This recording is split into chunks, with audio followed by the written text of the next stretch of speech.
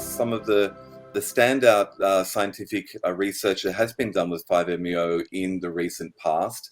There was a study that came out in 2017 in Nature, which looked at the use of what they call mini brains grown in petri dishes and seeing what 5-MeO DMT would do with that. I was wondering if Joseph or Meryl might want to talk. There was the nature.com one in 2017. There's been, what are some of the other studies that you know of? Well, there are studies that have been done on cerebroids like neural stem cells showing increased organoids. There we go.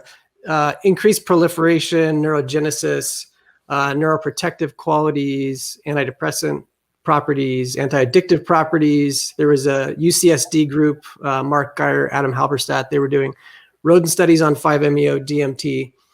And human observational research didn't really start until about 5 years ago.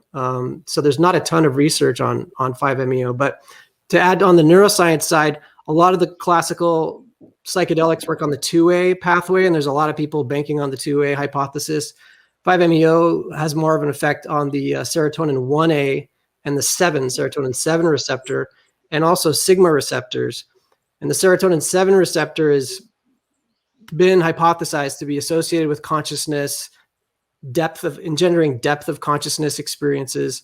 And the sigma receptors are connected to the anti-inflammatory and neuroregenerative properties of it. So there's for sure an effect on radically altering consciousness, and also a lot of potential for medical therapies, whether it's pain, inflammation, and a host of neurologic disorders as well. And I would say there's a lot of observational research that have been done. We published a paper on 515 users to show that it was non-addictive. People are not redosing when they're on this, so it doesn't fit the addictive profile of a addictive drug like a Schedule I drug. And people are primarily using it for spiritual reasons, and they're having all these secondary healing effects like remission of PTSD, depression, anxiety. And there's a host of biotech companies now working on the preclinical and clinical trials to look at that more closely. So yeah, in these studies, as you say, there has been either anecdotal or questionnaires or some lab research with the mini brains, things that are looking at the anti-inflammatory, natural mood boosting, antidepressant action of 5-MeO DMT. They say with few negative side effects. Some of these, I mean, this is a little bit, how do we put the horse before the cart? Because in the I guess the lab-based or the medical platform, we're looking for these properties, these things which can have immediate healing effect on people. But it seems to be that these properties are almost a side effect of the more dominant effect of 5-MeO, which is potentially an experience of ego death, disassociation, awareness of your immortal nature, connection to an expression of divine intelligence and love, void where prohibited by law. So what we were saying, Joseph, you've also been involved in one of the key studies that was looking at that questionnaire of people that have had 5-MeO and looking for the spiritual or the mystical response from people. Could you talk a little bit about that? Yeah, so we published a paper in 2018 in Frontiers in Psychology, using the Mystical Experiences Questionnaire, which is one of the most widely used psychedelic experience rating scales that have been administered across psychedelics. So you can kind of compare apples to apples on the same metric with that scale across psychedelics. And so we were working in a clinic, and we've administered 5-MeO DMT in Mexico to several thousand people, and got a healthy cohort to fill out this questionnaire right after they smoked 5-MeO DMT in the form of the toad bufotoxin. And everyone had pretty much the same dosage of the bufotoxin.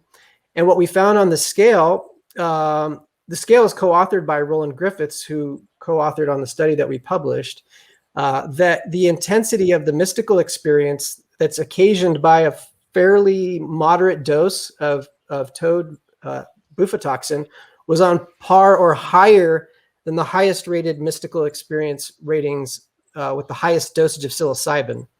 So essentially in 10 or 15 minutes, it's taking people to what would be roughly commensurate with a 5 or 6 gram psilocybin journey. in a matter of seconds. And the takeaway from that is that in the psychedelic research that has been done, it's the mystical experience that catalyzes or predicts the efficacy, whether you're looking at psilocybin for depression or LSD for alcoholism, or even ketamine for cocaine addiction. They've given this rating scale and they look at all these different factors, and it's the mystical experience that looks like it's driving the healing.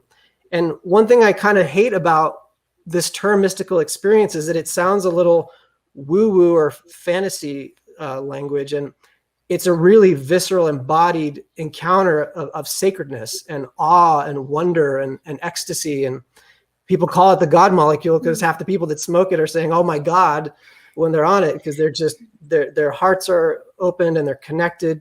We could talk more about the phenomenology of it, but the study showed that this medicine from the toad at a fairly low dosage occasioned the peak mystical experience that's been assessed across any psychedelic in history thus far.